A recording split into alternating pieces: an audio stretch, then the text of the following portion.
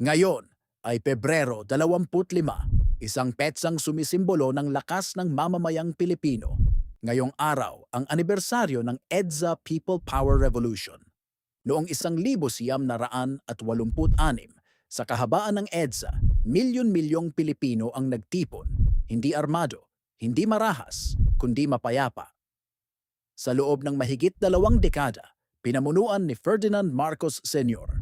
ang bansa kabilang ang panahon ng martial law. Marami ang nagsasabing nabawasan ang kalayaan.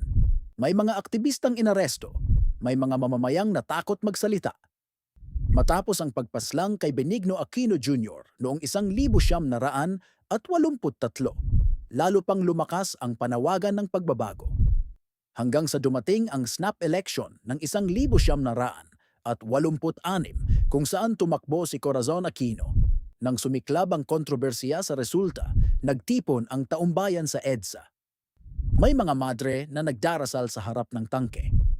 May mga ordinaryong tao na nag-aabot ng pagkain sa sundalo, walang baril, walang karahasan.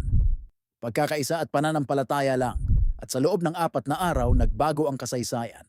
Ngayon, Pebrero 25, hindi lang natin ito ginugunita bilang nakaraan, kundi bilang paalala. Paalala na ang kapangyarihan ay hindi lang nasa leader, kundi nasa mamamayan. Tanong ko sa iyo, ano ang ibig sabihin ng EDSA para sa iyo ngayon?